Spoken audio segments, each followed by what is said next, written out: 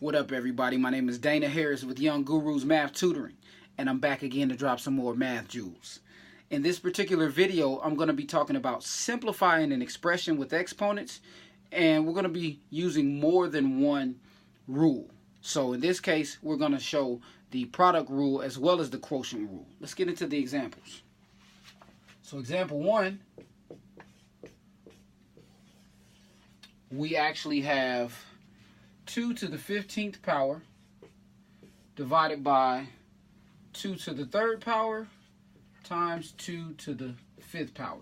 Now notice, I actually have two different rules in this case because I have a fraction, so that's the quotient rule, and then I have two exponent expressions multiplied by each other with the same base. So the numerator, we're going to just keep that as 2 to the 15th power, but the product rule tells us that I have 2 to the 3 plus 5 power in the denominator. Okay, so we're going to simplify that. That's 2 to the 15th power over 2 to the 8th power. But now we want to break this down to where it's just one expression.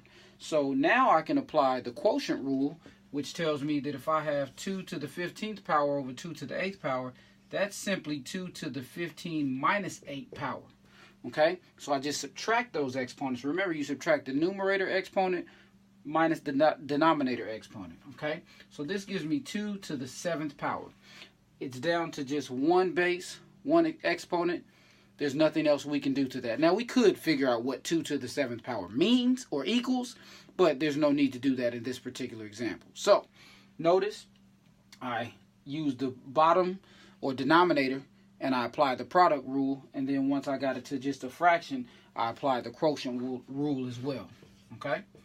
Example 2. Let's say I have a to the 10th power over a to the 6th power times a to the 7th power over a to the 4th power. All right? Now, just like a lot of other math problems and algebra and things like that, there's more than one way to do this, and I want you all to be mindful. Any video that I do, yes, there's probably another way that you can do it. I'm just providing just a basic format. So this is one of those examples. So we're going to apply the quotient rule first and then the product rule in this case.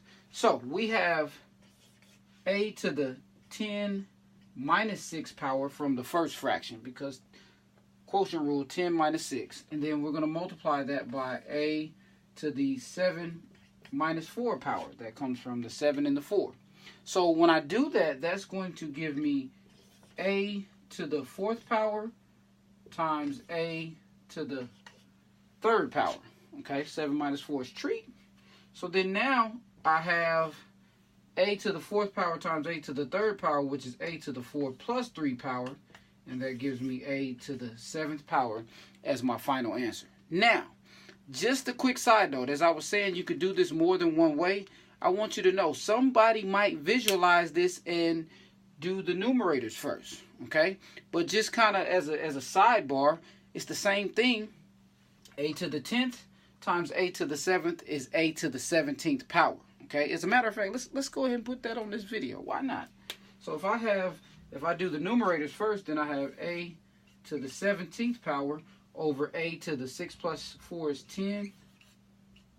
10th power. And then now if I apply the quotient rule, then I get a to the 17 minus 10, which is still equal a to the 7. So two different ways to do the same thing, but you're going to arrive at the same answer. And that's the beautiful thing about mathematics. Remember, do me a favor, like, share, and subscribe to the channel, okay?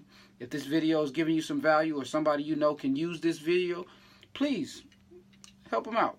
Also, I just want to thank you all for watching, and I hope to continue to provide the solution to your math problems. Young Gurus Math Tutoring.